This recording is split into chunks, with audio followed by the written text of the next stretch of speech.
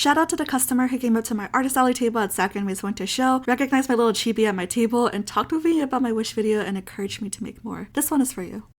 So after the release of the third Trolls movie, Trolls Band Together, there's been a huge boom of the Trolls fandom, and if I'm being honest, I had no idea it had such a powerful fan base, even prior to this movie being released. I had a feeling that a lot of the reason being is because I personally have seen the resurgence of the fandom over on TikTok, which is quite the younger demographic in comparison to users from other sites, and I think it's because the people within that age range were probably a lot younger when the first Trolls movie released back in 2016, so they had a lot of childhood nostalgia tied to the series. But I was a high schooler at that time, so back then everybody in my age group made fun of Trolls actually. And the reason being is probably because Trolls is definitely more of a movie that's catered towards kids, if you understand what I mean. Not necessarily like a family type movie like some other animated films, but a super energetic, sparkly movie with upbeat, familiar pop songs that can capture the attention span of kids, which for older folk can be considered cringy, and I admit I'm definitely guilty of this as well. But that's not to say that older teens or even adults can't enjoy the franchise, trust me. As somebody who enjoys animated media to which the general public considers to be for kids, I understand this far too well. But taking a look at the franchise as a whole, as well as the public response that it's gotten recently, the general public opinion is that the Trolls franchise gets better with every movie, and to an extent I feel like it's true. There's never been a bigger boom for the franchise after the third movie, especially when it was released and compared to another specific movie from another specific studio. Never in my life did I think that I would be in a place where there's an actual Trolls fandom with fan art and ship art like other fandoms have. I mean, granted, I know in retrospect every community and franchise has a fandom somewhere, big or small, but for the Trolls fandom specifically, seeing it so evident and popular, it's a little bit impressive. And I also think generally everybody seems to agree that the third movie is the overall best movie in the current trilogy as well. And as much as I enjoyed the third movie, I think I might actually disagree. Though I watched the movies prior, I rewatched all three Trolls movies with my little sister Nini around the release of Trolls Band Together, just to get the general idea of the timeline and the trilogy. And she was so excited to see the third movie because it's all that she's seen on TikTok. And after watching these three movies in order, I think we both came out liking the second one more, Trolls World Tour. And after collecting my thoughts a little bit, I think I kind of want to talk about my comparison and my thoughts in regards to these two sequels to the original Trolls movie. Quick disclaimers: discussing Trolls, I will be only talking about the three movies, so I won't be talking about anything that is included in the series. If something I talk about was elaborated in the series, that's on me. I didn't want to watch all 8 seasons of a series that I didn't really have a lot of interest in. So let's go over the synopsis of each movie briefly. The first Trolls movie. The Trolls are a happy, joyful species who love to laugh, sing, and play. They were previously held captive by a bigger species named the Bergens, who believed that eating a troll would bring them true happiness. Once a year, they celebrate that day called Trollstice, in which they feast upon trolls to obtain true happiness. On one particular Trollstice, Prince of the Bergens, Griffith, was to eat his first troll. However, before they can proceed with Trollstice, it is found out that the trolls escaped Bergentown. After a successful escape, the king of the trolls, King Peppy, created a new civilization named Trolls Village for everybody to live in. However, since the trolls escaped, the main antagonist of the movie, the chef of the Bergens, was outcasted until she finds the trolls again, causing the chef to go on a mission to find them. 20 years later, the trolls are thriving and celebrating the anniversary of leaving Bergentown. All preparations are done by the main character, Princess Poppy, who wanted to invite everybody, including the singular troll who isn't as happy as the others, Branch, the only troll on peak survivor mode, convinced that the Bergens will soon come back to get them. Unknowingly leading Chef Bergen to the troll village with fireworks and loud party noises, Chef Bergen is able to capture a handful of trolls, and to save them, the unlikely duo of Poppy and Branch work together to save the trolls of Troll Village, while also assisting the kindling love of King Gristle of the Bergens and the maid, Bridget.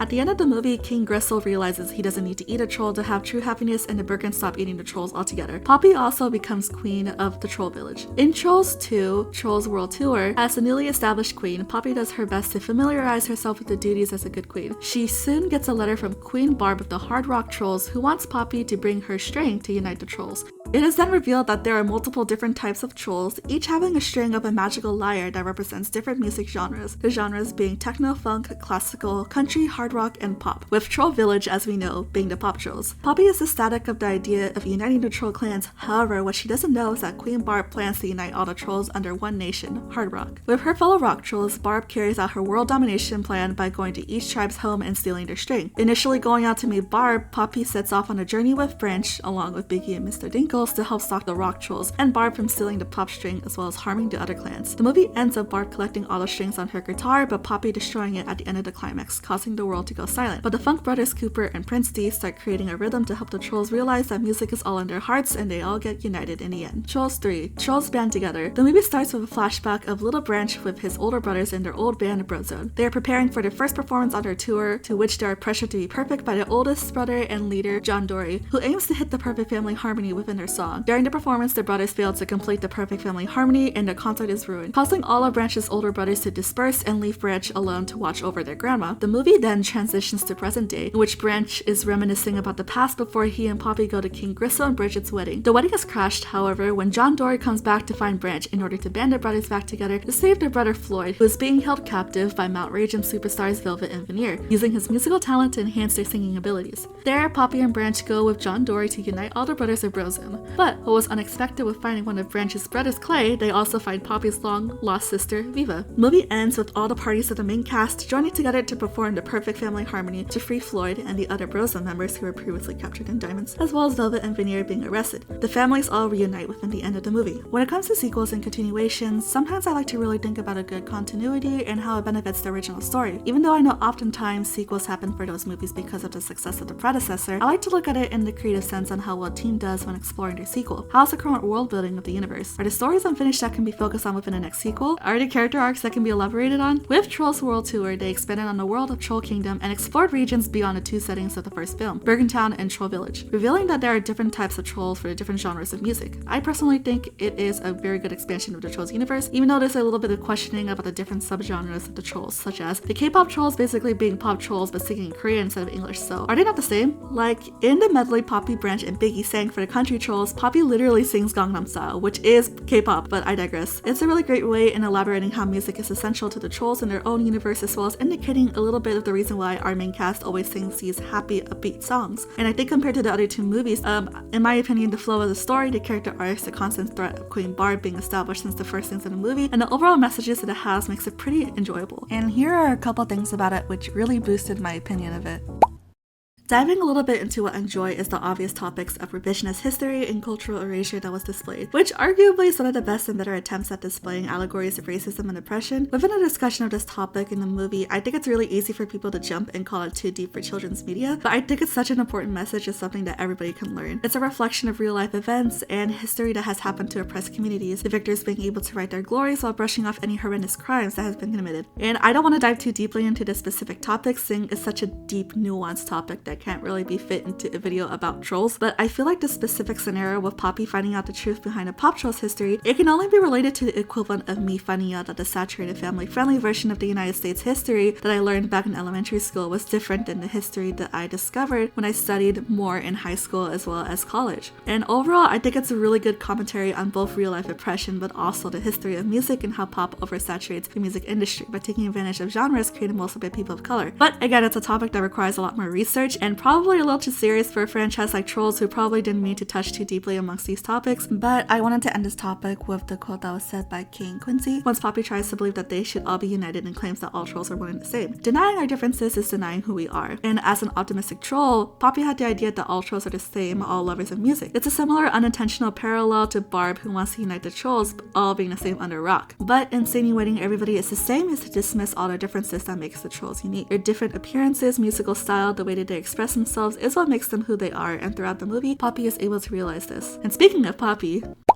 something I enjoyed was Poppy's character arc. Despite her high energy getting under my skin a little bit, her positivity and stubborn optimism is her greatest character trait, as well as her biggest flaw. And I think, however, it's a little easy to get frustrated at Poppy in the beginning, her thinking that she could be best friends with Barb and unite the trolls. And this is probably because from the get-go, we as the audience know that Barb is the movie's villain, and the truth is revealed once the movie trail discovers the aftermath of Symphonyville. I also really liked Barb's speech about the realistic stakes of friendship after Poppy's letter about being best friends. After discovering that Barb isn't uniting the trolls in the way that she said she would, Poppy makes a Biggie promise to protect Biggie and Mr. Dinkles, as well as to stop Barb from continuing to pursue her mission. However, throughout the movie we can see her dismissing her friends while continuing to do things her way, causing them to constantly get captured and be in danger. What I like about this though is that Poppy doesn't get away with her reckless decisions as the queen. Biggie and Branch both criticize her, and it's an integral point of the movie that causes Poppy to reflect upon herself and listen. It's a good way to display that as much as a good intention that somebody has, if you fail to listen to the ones around you when they have something to say, you will end up losing them. And I really liked how they tackled this in the movie. Other than the fact that I really liked Barb as the villain and the silly funk trolls and how good the pacing is from start to finish, I think as an overall experience I liked it as a story the best. And also Hickory is probably one of the greatest plot twists in recent animation films, don't at me. When I was watching it with Nini, she was floored. But there is still one more movie that we need to talk about.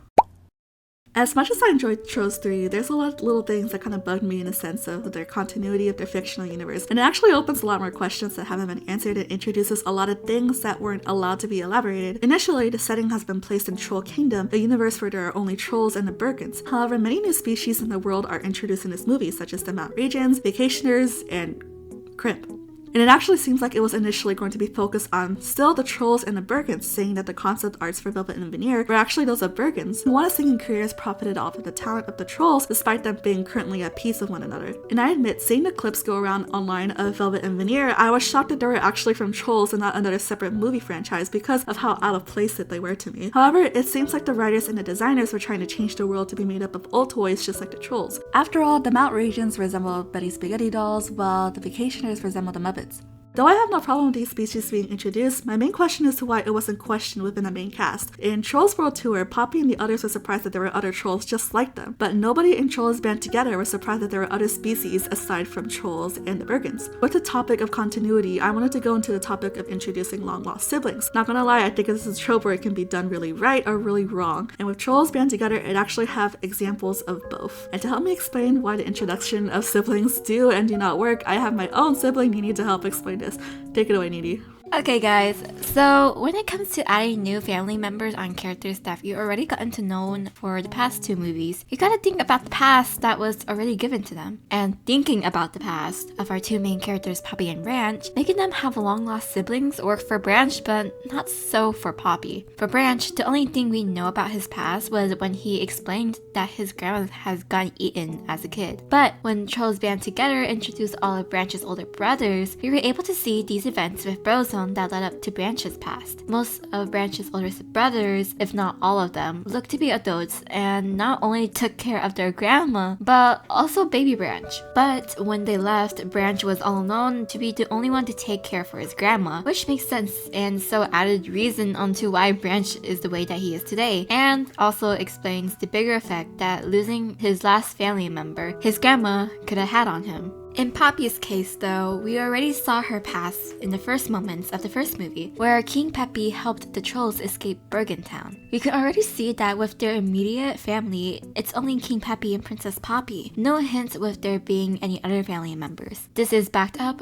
with the movie showing that everyone made it out alive with King Peppy and Poppy yelling, "No troll left behind." Because we saw that already, it's weird to introduce a family member like a long-lost sister when it doesn't work out with the past, right? Not only with the third movie, when Viva talks about the past on how they got separated, she said that she was with a couple of trolls fighting off the Bergens. This wasn't seen in the first movie when they escaped, and it also doesn't make sense chronologically. I know Wiki isn't the most accurate, but let's look at it this way. Poppy, in present day, is seen to be 23 plus years old, but Viva is shown to be 26 plus, which is a 3-year difference. If Poppy during the beginning of the movie was of toddler age, like 3, then it would make Viva like around 6. Also a kid. A literal kid wouldn't be fighting off Bergens, and even if she was a little older, it doesn't make sense if in the third movie, let's say Viva was a teenager at 16 fighting off the Bergens while Poppy was 3, in present day Viva would be in her late 30s, which wouldn't necessarily be a bad thing since Branch's brothers are also in their 30s. However, Viva was intended to be in her late 20s instead, so the timeline does not really work well together. You could say that